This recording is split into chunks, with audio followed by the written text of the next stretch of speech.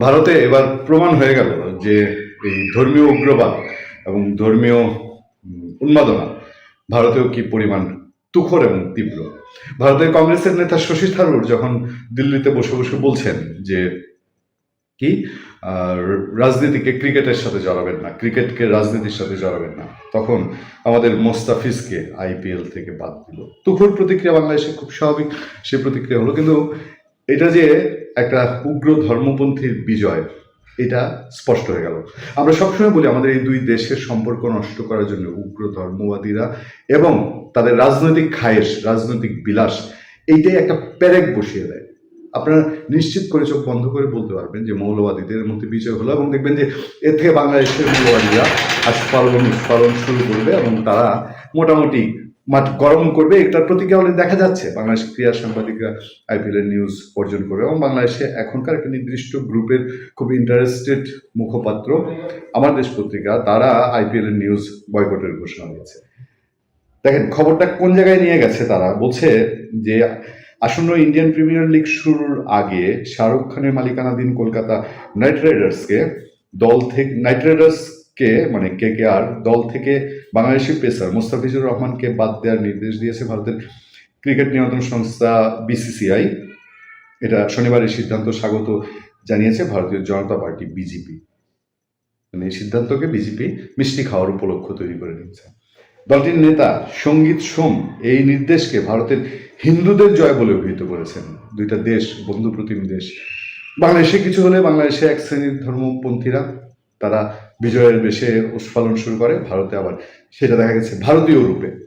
ভারতীয় সংবাদ মাধ্যম টাইমস অফ ইন্ডিয়ার খবরে বলা হয়েছে বিজেপি নেতা সঙ্গীত সোম এই সিদ্ধান্তের জন্য বিসিসিআই কে ধন্যবাদ জানিয়েছেন এবং এটিকে সারা দেশের হিন্দুদের বিজয় হিসাবে অভিহিত করেছেন। সোম বলেন, ভারতের 100 কোটি সনাতনী মানুষের কথা বিবেচনা করে এই সিদ্ধান্ত নেয়ার জন্য বিসিসিআইকে ধন্যবাদ। আমি নিশ্চিত করে বলতে পারি এই দুই দেশে আপামর জনতা, আরে ভাই বাংলাদেশে ক্রিকেট খেলা হলে বাংলাদেশে বহু মানুষ আছে ইন্ডিয়ার টিমকে সমর্থন করে, আবার বাংলাদেশ পাকিস্তান খেলা হলে ভারতের বহু মানুষ আছে বাংলাদেশের টিমকে সমর্থন করে, বাংলাদেশ থেকে ইন্ডিয়ার সমর্থন, ইন্ডিয়া থেকে বাংলাদেশের সমর্থন। এইটা এই হিন্দুত্ববাদের জয় বিজয় পরাজয় দিয়ে কিভাবে নির্ধারিত হতে পারে আমার মাথায় ধরে না। এই শশী সোম আরো বলছেন, আমরা গতকালই বলেছিলাম এই বিষয়টি গুরুত্বের সঙ্গে দেখা হবে, কারণ 100 কোটি মানুষের আবেগ নিয়ে হেলাফেলা করা যায় না, এটি সমগ্র দেশের হিন্দুদের জয়। শনিবার দিনের শুরুতে বিসিসিআই সচিব দেবব্রত সাইকিয়া জানান, চারদিকে ঘটে চলা সাম্প্রতিক পরিস্থিতির প্রেক্ষাপটে এই সিদ্ধান্ত নেওয়া হয়েছে। আমি আরেকটা ডেঞ্জারাস খবর দেখেছি, সেই খবরটা আমার কাছে মনে হয়েছে আরো বেশি উস্কানিমূলক, আরো বেশি খোঁচা দেয়া। সেই খবরটার ভেতরে একটা জায়গায় বলা হচ্ছে, দেখেন আমি যদি আপনাদেরকে নজর দিই, যে কলকাতার এই বিবৃতিতে বলা হয়েছে কলকাতার নাইট রাইডার্স নিশ্চিত করছে যে ভারতীয় ক্রিকেট বোর্ড আইপিএল এর পরবর্তী পর্বের আগে মোস্তাফিজুর রহমানকে দল থেকে ছেড়ে দেওয়ার নির্দেশ দিয়েছে। কতটা ভয়ঙ্কর যে সেই খবরে আছে, দেখেন আমার হাতে যে খবরটা, সাম্প্রতিক সময়ে বাংলাদেশের ধর্মীয় সংখ্যালঘুদের বিরুদ্ধে সহিংসতার অভিযোগ এনেছে বেশ কিছু ভারতীয় সংবাদ মাধ্যম, যেটা নিয়ে দেশটির সাধারণ মানুষের মধ্যে ব্যাপক ক্ষোভ দেখা যাচ্ছে। এমন উত্তেজনার মধ্যে আইপিএল এর নিলাম থেকে মোস্তাফিজকে নেওয়ায় খোদ কলকাতা মালিক শাহরুখ খানের উপর চটেছেন ক্রিকেট প্রেমী থেকে শুরু করে বেশ কয়েকজন বিজেপি নেতা। পরিস্থিতি ঘোলাটে হওয়ায় একরকম বাধ্য হয়ে মুস্তাফিজকে ছেড়ে দেওয়ার জন্য কলকাতাকে নির্দেশ দিয়েছে বিসিসিআই। এরপরে আরো আছে বিজেপি নেতা অরুণ বাগাচি বলেন, কোনো বাংলাদেশি ক্রিকেটার আইপিএল এ খেলবে আর আমরা সেটা হতে দেব না। এমন কিছু হলে আমরা শাহরুখ খানকেও কলকাতায় ঢুকতে দেব না। বাংলাদেশি ক্রিকেটাররা এখানে খেলে টাকা নিয়ে যাবে আর ওদিকে অন্য বাংলাদেশিরা অস্ত্র সরবরাহ করবে, সে অস্ত্র দিয়ে আমাদের হিন্দু ভাইদের মারা যাবে, সেটা কিভাবে হয়?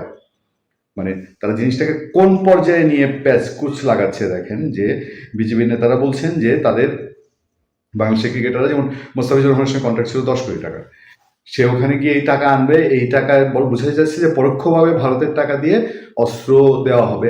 এক জিনিস খেয়াল করে দেখবেন তো, ভারতে যে এই যে ভারতের ক্রিকেট নিয়ে যা হচ্ছে বা ক্রিকেটকে রাজনীতির সঙ্গে মিলানো হলো, বাংলাদেশের সঙ্গে বিরোধের সঙ্গে মিলানো হলো, সেখানে দেখবেন যে হিন্দু মুসলিম সবাই ঐক্যবদ্ধ, কাছাকাছি মন মানসিকতা। আইপিএল থেকে মুস্তাফিজকে বাদ দেওয়া হচ্ছে না, তো বাংলাদেশের জন্য কোথায় ডিফারেন্ট? বাংলাদেশে ভারতের সাথে কিছু একটা গ্যাঞ্জাম হইলেই বাংলাদেশের সেই গ্যাঞ্জামটা একটা অংশ ভারতের সনাতন ধর্মী হিন্দু সম্প্রদায়ের উপরে কোনোভাবে টার্গেট না করে পারে না।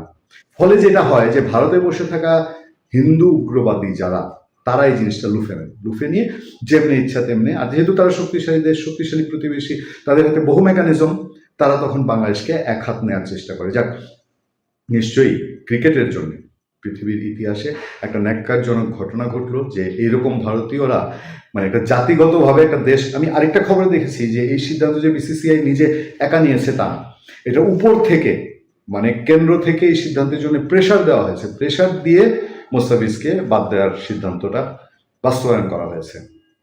ভালো থাকবেন, সুস্থ থাকবেন। আপনার সাথে আমি আতিক রহমান, পূর্ণিয়া।